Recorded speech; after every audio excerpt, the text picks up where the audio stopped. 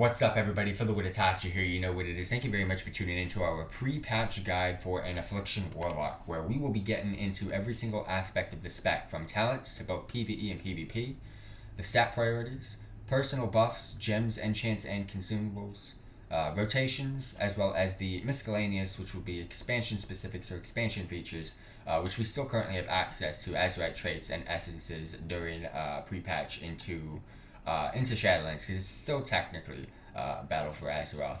A little bit of a background on Affliction. It is a DPS spec. It is a primary stat of Intellect, a master of shadow magic who specializes in drains and damage over time spells. So unlike Destruction, which Destruction is pure fire damage, as well as absolute massive numbers coming from an ability called Chaos Bolt. Very similar to Demonology, which is damage over time, but in Demonology it's a little bit different. You're getting damage over time based off of all of the ramp ups of your demons that you get to summon. Affliction, you're getting damage over time on dot spells. Preferred weapons of Staff, Wand, Dagger, and Sword. You get the main abilities of Corruption, Agony, Malefic Rapture. You got Unstable Affliction, Seed of Corruption, as well as Summon, Dark Glare. So again, this is the pre-patch guide into Shadowlands, so just stay tuned until Shadowlands and when we reach max level to go ahead and get a little bit more in-depth on the actual Shadowlands changes and all of the stuff that comes with the Shadowlands expansion for this spec as well. So stay tuned for another guide to come out in a couple of months from now. But without further ado, let's get into an Affliction Warlock. Into the stat priority for an Affliction Warlock. Of course, first of all, let's get this out of the way. Main stat of Intellect, you're going to find that on all of your gear, so do not worry too much about that. But when it comes to secondary stats, you're going to want to go ahead and focus most of your time on your gear, getting as much mastery as you possibly can.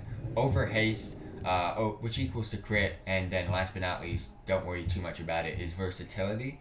Again, that is Intellect over mastery. I'd much rather have haste over crit, but then again, it doesn't really matter which one you have, just get one of them, and just make sure versatility is the last option of choice from the last remaining three, which was haste, crit, and versatility. So again, one last time, you got Intellect over mastery, over haste, over crit, and last but not least, don't worry too much about it, is versatility. Alright, getting into the personal buffs, gems, enchants, and consumables for an Affliction Warlock. For the gems, you're going to want to go with at least one Leviathan Eye of Intellect, because it is a unique gem. You can only have one socketed. After that, you're going to want to go ahead and stack the Mastery gem, Masterful Sea Current. When it comes to rings, Enchant Ring of Mastery.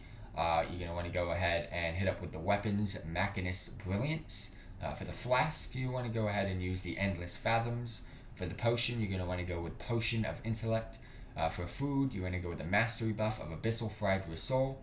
As well as for the runes, if you have access to them, a Battle Scarred Augment rune, you can purchase these from the auction house, or I strongly suggest you get a Lightning Forged Augment rune from the Reputation vendors. Next up, we're going to be getting into the Miscellaneous section for an Affliction Warlock, which is going to be covering expansion specifics or expansion features. Pre-patch into Shadowlands still has access to Battle for Azeroth's Azurite traits, as well as essences. We're not going to get into deep detail on Azurite traits, because at this moment in time, it is kind of a dumbed down factor, and you're just going to want to go ahead and utilize whatever you can get at this moment in time.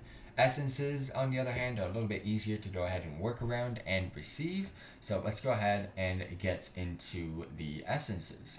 For the major essences on an Affliction Warlock, you're going to want to go ahead and make sure you are using the Condensed Life Force as your major essence. It is my favorite to use as an Affliction Warlock, and it is probably the strongest of the bunch.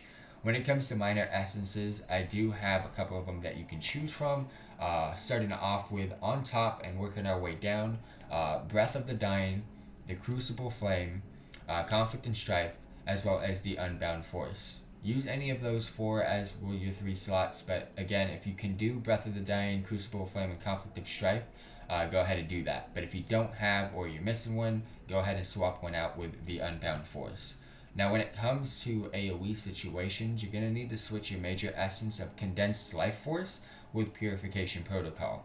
And when it comes to swapping that out, all you have to do is take out Condensed Life Force, put in Purification Protocol. Keep your minor essences the same. Do not swap out the Condensed Life Force into your minor essences, because in both Demonology and Destruction, if you've seen those guides, I suggested you take your major essence and swap it out with the minor essence, but in this case I don't suggest you do that. Just go ahead and swap out your major essence with Purification Protocol for AoE situations of 2 or more targets. Talent choices for both PvE and PvP situations for an Affliction Warlock.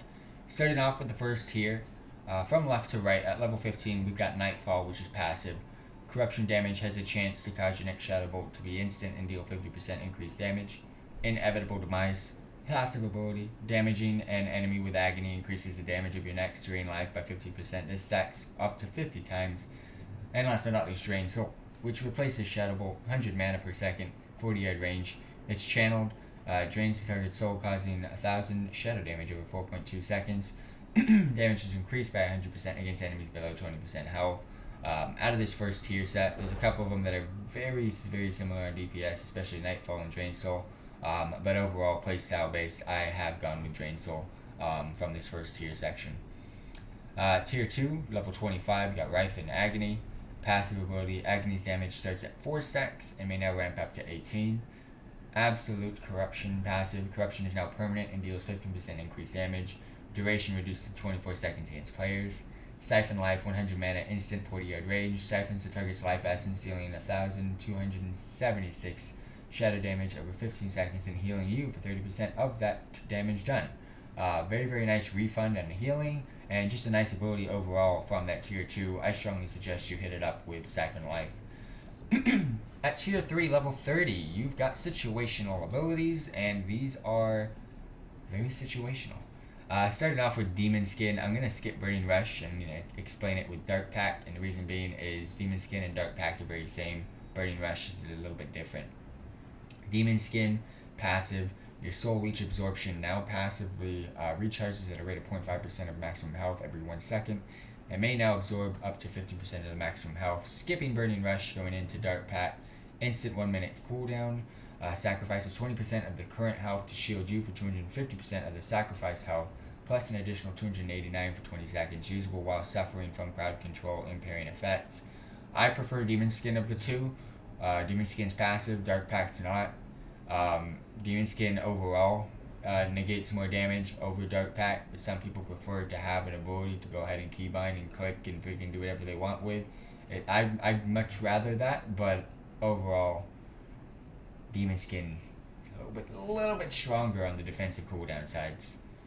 You also have Burning Rush, very nice ability, instant cast, increases your movement speed by 50%, also damages you for 4% of the maximum health every 1 second. Movement impairing effects may not reduce you below 100% of normal movement speed, lasts until cancelled. You'll want to use this in any given situation. Mythic Plus Keystones if you need that extra speed boost. Boss fights on raids where you need to get from point A to point B at a very, very rapid pace. So, or if you are standing in fire and you want to put yourself on fire, double thumbs up on those guys. Tier 4, level 35, Sow of Seeds, passive. Seeded Corruption now embeds Demon Seeds into 2 additional nearby enemies. Phantom Singularity, 100 mana, 40 yard range, 45 second cooldown, instant, places a Phantom Singularity above the target, which consumes the life of all enemies within 15 yards, dealing 2,555 damage over 13 seconds, healing you for 25% of the damage done. Very similar to Siphon Life, by the way, but it's an AoE situation. A Vile Taint, 1 Soul Shard, 40 yard range, 20 second cooldown, 1.3 second cast, unleashes a Vile Explosion at the targeted location, dealing 1,862 shadow damage over 10 seconds to all enemies within 10 yards and reducing their movement speed by 30%. So Phantom Singularity and Vile Taint, very, very similar abilities. DPS wise, I'd go with Phantom Singularity. You also get a nice healing increase from that. Vile Taint, if you do need that movement reduction in a given raid fight for slowing on ads, Vile Taint would be nice and useful. Let's say you prefer the playstyle of movement speed reduction in PvP. Vile Taint could be useful. However, no matter what, in most given situations, Phantom Singularity outbeats. Next here, again, very situational. Tier 5 at level 40, Dark Fury passive ability reduces the cooldown of Shadow Fury by 15 seconds and increases its radius by 2 yards. Very, very nice. Again, another boss fight. You have ads, you need them stunned, and in rapid successions. Reduces the cooldown of Shadow Fury by 15 seconds, which is very helpful, and increases its radius by 2 yards. I much prefer Dark Fury over Howl of Terror. Howl of Terror has an enemy limit, so Dark Fury, no way to go. But then again, it is just 1 CC, while you could have 2 if you have Howl of Terror. But I just much rather Dark Fury over Howl of Terror. Mortal Coil, 200 mana, 20 yard range, instant, 45 second cooldown. Horrifies an enemy target into fleeing, incapacitating them for 3 seconds and healing you for 20% of the maximum health. You do not need any CCs or crowd controls or any stuns or anything on a boss fight in PvE. Hit up, help your healers out. Defensive cooldown, you don't even need to incapacitate because you can't incapacitate a freaking boss, but you will get the 20% maximum health. So it's a nice defensive cooldown. Also, good for 1v1s, 2 arenas without a healer, 3 arenas without a healer. You guys know, situational abilities. Howl of Terror, instant 40-second cooldown. Let loose a terrifying howl, causing 5 enemies within 10 yards to flee in fear, disorienting them for 20 seconds, damaging may cancel this effect. So, this tier, again, tier 5 at level 40. Choose whatever you fit best. Doesn't really matter, none of them are DPS increases. Tier 6 at 45, Dark Collar, passive, reduce 7 Dark Layers cooldown by 60 seconds. Haunt, 200 mana, 1.3 second cast, 40 yard range, 15 second cooldown. A ghostly soul haunts the target, dealing 537 shadow damage and increasing your damage to the target by 10% for 18 seconds. If the target dies, Haunt's cooldown is now reset. And of course, Grimoire of Sacrifice, instant 30 second cooldown, sacrifices your demon pet for power, gaining its command demon ability and causing your spells to sometimes also deal 342 additional shadow damage. Lasts 1 hour or until you summon a demon pet. I strongly suggest Grimoire of Sacrifice on this one. Haunt is very, very close damage-wise, but overall, I just like for Affliction Warlocks the playstyle of Grimoire of Sacrifice. Don't recommend Dark Collar at all, but again, Haunt, Grimoire of Sacrifice, either of the two. Last tier at 50, Soul Conduit, again, passive. Every soul shard you spend has a 50% chance to be refunded. Creeping Death, passive, your agony, corruption, siphon life, unstable affliction deal their full damage 50% faster. Dark Soul Misery, 100 mana, instant 2-minute cooldown, infuses your soul with misery of fallen foes, increasing haste by 30% for 20 seconds. It's the only useful talent in this last tier. So to recap on that one, I'd be rocking tier 1 Drain Soul, tier 2 Siphon Life, tier 3 it's situational, but I'm rocking Demon Skin, tier 4 Phantom Singularity, tier 5 again situational, but I'm going Mortal Coil, tier 6 Grimoire of Sacrifice, you could choose Haunt, and tier 7 Dark Soul Misery. Now going over the PvP talent, starting off with Bane of Fragility, 40 yard range, 45 second cooldown, 125 mana instant, reduces the target's maximum health by up to 50% for 10 seconds. Not really useful, to be honest with you. Death Bolt, 3 soul shards, 40 yard range, 0.83 second cast, 45 second cooldown. Launches a bolt of death at the target, dealing 40% of the total remaining damage of your damage over time effects at the target. Very nice, kind of like a Chaos Bolt for Affliction, but overall doesn't really fit into the Affliction playstyle, so I wouldn't suggest it. Soul Shatter, instant 1 minute cooldown, consumes all of your corruption effects on the 5 nearest enemies within 40 yards, dealing 10% of their maximum health and shadow damage. For each enemy hit by Soul Shatter, you gain a Soul Shard. Nice Soul Shard gain, but other than that, the effect is kind of dead. Gateway Mastery, passive, increases the range of your demonic gateway by 20 yards and reduces the cast time by 30%. Reduces the time between how often players can take your demonic gateway by 15 seconds. Very, very strong in Battlegrounds. I can't suggest it enough. It's a nice talent to play with, but again, I'm not picking it. If we had 4 talent choices, this would definitely be my 4th one. Bane of Shadows, 125 mana, 40 yard range, 30 second cooldown, instant. Magical damage over time effects will strike the target an additional time for 20% of their damage as Shadow the last 10 seconds. It's a very, very nice ability. It's strong for damage purposes and damage outbursts for an Affliction Warlock in PvP. I strongly suggest it. Nether Ward, 100 mana, instant 45-second cooldown. Surrounds the caster with a shield that lasts 3 seconds, reflecting all harmful spells cast on you. Strong ability. Essence Drain, another strong ability, very, very similar. Passive, whenever you heal yourself with Drain Life, the enemy target deals 5% reduced damage to you for 6 seconds and stacks up to 5 times. Casting Circle, 200 mana, 0.42 second cast, 1 minute cooldown. Summons a casting circle for 8 seconds, while within the casting circle you are immune to silence and interrupt effects. Learning casting circle causes an enemy resolve to no longer grant immunity to silence and interrupt effects. The worst talent of all times. It's cool to cast a freaking casting circle, but it's so bad. It's just so freaking bad. Demon Armor, 100 mana, instant, protects the caster, increasing maximum health by 5% and increase armor by 90%. Very useful, similar to Nether Ward and Essence Drain as a defensive purposes. Rampant Afflictions, passive Unstable Affliction can now be applied up to 3 targets. So it's useful if you want, but I strongly suggest Rotten Decay. Passive, each time you drain life, deals damage. It increases the duration of your Unstable Affliction, Corruption, Agony on the target by 1 second. And last but not least, Amplify Curse, instant 45-second cooldown. Your next Curse of Exhaustion, Curse of Tongues, or Curse of Weakness is amplified. PvP Warlocks, man, if you ain't taking Amplify Curse, I don't know what you'd be doing. Curse of Exhaustion reduces the target's movement speed by an additional 20%. Curse of Tongues increases casting time by an additional 30%. And Curse of Weakness, enemy is unable to critically strike. I'm currently rocking Bane of Shadows, Amplify Curse, Rotten Decay. To be honest with you, out of those 3, if I was to take any of them out, it would be Rotten Decay for Rampant Afflictions, or probably a defensive cooldown of Nether Ward, Essence Drain, or Demon Armor. I would probably go Demon Armor out of those 3 just because it's instant and it's just nice to have. It's a nice little 5% increase on the health. But other than that, Bane and Shadows, Amplify Curse for sure, and you can choose anything else for that third one really. As an Affliction Warlock, based off of my talent choices, I am utilizing Sacrifice Demon, so you're not going to really have to have a demon out during the fights. Again, it's just based off of preference and what the fight requires. If you do need an interrupt, if you do need your Imp's ability as well. But other than that, you're mainly going to go with your Blueberry, aka the Voidwalker, and the reason being is it's an extra defensive cooldown for you to go ahead and utilize if you have nothing else to really worry about as a DPS in the fight. When it comes to selecting for your single target rotation and your priority, it is very, very simple.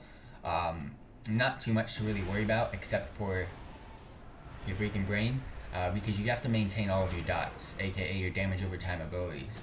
So, starting off with your single target priority for an Affliction Warlock, you're going to want to maintain Agony, Unstable Affliction, and Corruption effects at all times on the boss. You also want to maintain your Siphon Life effect at all times as well.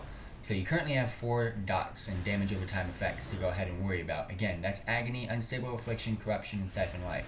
Before they even fall off, go ahead and make sure they are staying on the target at all given times. You're going to want to activate Dark Soul Misery when preparing for your Summon Dark Glare. So I'll go ahead and explain on that in just a little bit. But again, Dark Soul Misery basically on cooldown, so it's a nice little buff to have. Apply Malefic Rapture if you are at a maximum Soul Shards. It's basically your Soul Shard dump. Cast Phantom Singularity whenever available as well on cooldown. Cast Malefic Rapture with as many periodic effects on the target as possible. Again, I can't stress this enough. Malefic Rapture is pretty much your only Soul Shard dump, and it is very, very easy to rack up on Soul Shards as an Affliction Warlock. And because it only costs 1 Soul Shard to use Malefic Rapture, just make sure you're using it. Don't stack up on your Soul Shards. And cast Drain Soul as your filler anyways. So again, keeping up Agony, Unstable Affliction, Corruption, and Siphon Life on the target at all times. Dump your Soul Shards with Malefic Rapture. Go ahead and keep Phantom Singularity on use when on cooldown, and utilize Drain Soul as your filler. When it comes to summon Dark Glare, it is the Affliction Warlock's major cooldown and should be used once we have applied as many dot effects as possible in order to get the maximum value out of the 8-second extension from this ability. You should also ensure that the main target has as many dots effects as possible, due to the increased damage the Dark Glare will gain as well. And of course, by doing so, go ahead and utilize, if you have the ability to do so, Dark Soul Misery, which is one of your talents. Go ahead and use that right before and prepare to summon your Dark Glare. When it comes to AoE rotation, or multiple targets priority for an Affliction Warlock, as always, it's pretty much the same thing as your single target rotation, just a little bit more hectic. You're going to want to go ahead and add in Seed of Corruption now to your rotation. You're going to want to maintain all of your dots on every single target that you possibly can. That includes Agony, Unstable Affliction, Corruption, as well as Siphon Life. So again, that is 4 dots. You're going to want to keep up on as many targets as you possibly can. Of course, when there's too many targets, you can't really do so. But just go ahead and, again, just keep them up on as many targets as you possibly can. Again, if you have 5 Soul Shards, you're pretty much your only dump is your Malefic Rapture. You also have Seed of Corruption as a dump, but pretty much you're just going to be using Seed of Corruption on one of the targets to go ahead and get the effect off on that. So again, Agony, Corruption, Unstable Affliction, and Siphon Life. Keep them up on as many targets as you possibly can. Use Phantom Singularity on cooldown. Utilize Seed of Corruption, and once that explodes, go ahead and keep applying Seed of Corruption. Use Malefic Rapture on if you have too many Soul Shards and you have nothing to spend them on. And of course, Shadow Bolt, aka if you have Drained Soul talented like I do, use that as your filler. Thank you very much for tuning in to our Affliction Warlock guide for the pre-patch for Shadowlands. Stay tuned for Shadowlands about a week or so. Once we've gotten into Shadowlands endgame content and once we've actually hit max level, we're actually going to go ahead and start off on working with the Covenants and all that type of stuff that's going to be coming in with Shadowlands. This was a basic skim over with the spec, with what's currently going on beta. On live servers, there's changes coming every single day. Just go ahead and check out the patch notes. Spells are getting changed, spells are getting removed. They're still doing the final work-ons with the spec, so things are to change. But until then, stay tuned until Shadowlands when we go ahead and get the actual release of each and every spec in World of Warcraft. I'll catch you all then. Go ahead and check out our Destruction and Demonology guides as well. Peace out, everybody.